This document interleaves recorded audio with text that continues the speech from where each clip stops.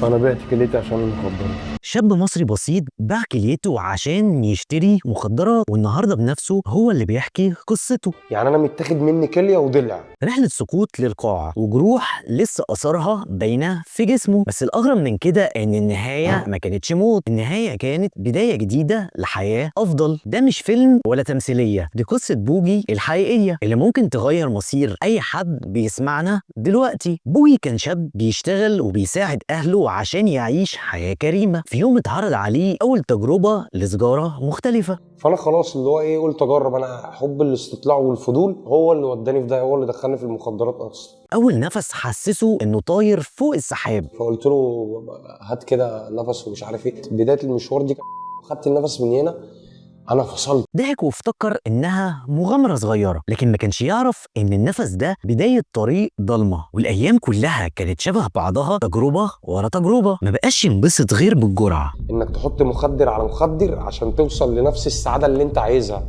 ودماغه اتبرمجت على سؤال واحد: إمتى المرة الجاية؟ بدأ يكذب ويسرق حاجات بسيطة. بقيت ابص الحاجات في المكتب وابقى عايز اسرقها. الافكار دي كانت بتيجي في دماغي وكنت بنفذها. ويخسر صاحب ورا صاحب. كان بيتعامل بجحود، بيتعامل مش هو اللي بيتعامل، يعني من الاخر مرضه هو اللي كان بيتعامل. أمه تبص في عينه وتقول له: أنت اتغيرت يا بوجي، إيه اللي حصل لك؟ قلت لها انا باخد 1 2 3 4 يا امي. قالت لي طب يا ابني بطله ومش بطله ومش عارف ايه. اليوم ده انا فاكر قعدت نمت على حجرها كده وقمت معيط. لكن بوجي ما كانش قادر يواجه الحقيقة. بس نزلت الشارع، نزلت بشراهه بقى. نزلت ضربت مخدرات بشراهه. اي حاجه كانت بتقابلني في الشارع كنت بشربها. والإدمان خده للشارع، يضرب كل يوم ويبات في موقف الميكروباصات. اخطر ايام حياتي اتبنت على الموقف دوت، لان انا كنت بجيب المخدرات بتاعتي واقعد هنا. وفي مرة بوجي صحي معرفش هو فين. يعني انا صحيت قبل كده لقيت نفسي بات عند ناس في باب الشعريه. فقت لقيت نفسي على السرير، واحد بيقول لي اصحى يا بطل انت فقت، اخيرا فقت. فبقول له انا فين؟ قال لي انت في باب الشعريه، انت عامل نسيبه تحت في الشارع. وكاميرات المراقبة كانت مسجلة وهو بيتخانق بعنف من غير سبب. منهم 2 3 اللي رابط ايده واللي رابط رجله. انا اللي معور الناس دي يا جدعان، والله ما فاكر ان انا عورتكم. واللي كان شاب طموح بقى شبح لنفسه، وفي قلب الغوصة دي دخل في قصة حب. كنا قاعدين بنتقابل انا والبنوته اللي كنت بحبها هنا. والبنت شافته بطل، وبوجي حس بنفسه وصدق الوهم. وفي يوم سألته، بتقول لي هو احنا مش هنتجوز يا بوجي؟ قال لها: لا أنا ولا أنتي معانا فلوس. قلت لها انا ما معيش فلوس وانت ما معكيش فلوس، انا ما جهزتش نفسي وانت ما جهزتيش نفسك. ردت حبيبته بكل بساطة وقالت له: ايه رايك لما تبيع كليتك؟ والكلمة دي وقعت عليه زي الصعقة، لكن من حبه للبنت مشي وراها. ايه رايك انت تعملها وفيها مبلغ حلو وفيها مبلغ؟ قلت لها كام؟ قالت لي 100,000 جنيه. هي قالت لي الكلمه ديت وانا طبعا شفت بقى نفسي ايه في الفرح بتاعي. وبوجي بدأ تحليل وفحوصات، وكل يوم بياخد فلوس. عايز فلوس عشان اضرب. فكل يوم وانا ماشي كنت اخد 1000 1000 ونص وانا رايح اعمل اشاعه مصاريف.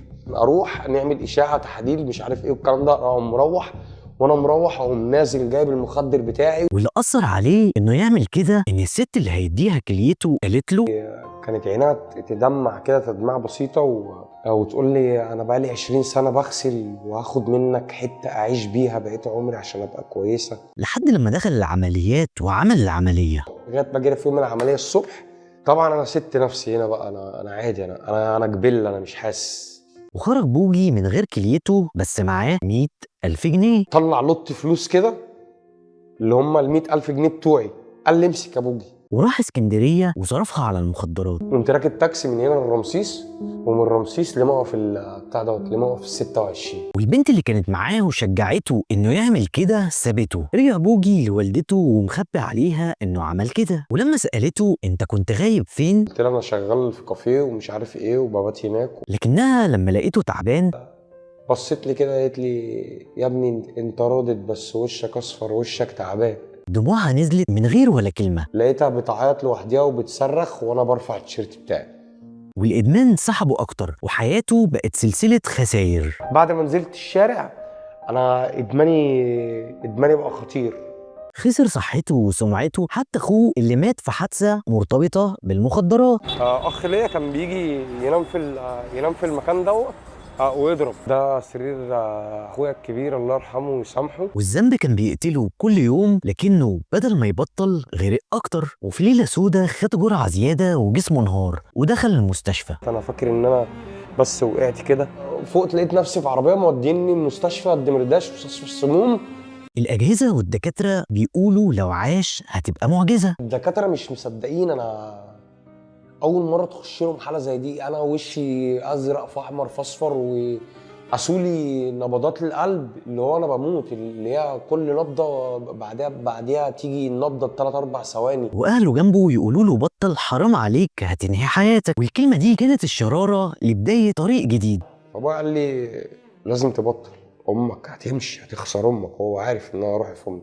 والأول مرة بوجي حس إن الاختيار بقى في إيده وبدأ رحلة العلاج، لكن الانسحاب كان صعب. بعد كده قلت لها خلاص خد ارمي دول، انا هتعالج. عرق ورعشة ودموع وتعب، لكن صبر. وبدأ بوجي يروح الجيم ويتعلم إنه يبعد عن المخدرات ويبقى كويس. التبطيل ان انا اجي صاله الجيم بتاعتي اتدرب واهتم بصحتي، بدل ما كنت بقعد في اماكن سلبيه ومع ناس وحشه، بقيت اقعد في اماكن ايجابيه ومع ناس محترمه جدا. ويسمع قصص متعافين زيه. والنهارده بوجي 32 سنة بيقول: انا كمحمد مسعود مدمن متعافي، انا مش عندي 32 سنه، انا عندي سنتين، لسه مولود بقالي سنتين. قصة بوجي مش بس عن الإدمان، دي قصة عن الأمل وعن أي حد يقدر يقوم مهما وقع. لو قصة بوجي لمستك شاركها، يمكن تكون سبب في أي حد يتراجع عن الإدمان. وما تنساش تقول لنا في الكومنتات رأيك في قصة بوجي البطل اللي قدر يتعافى من المخدرات والإدمان. نشوفكم الحلقة الجاية.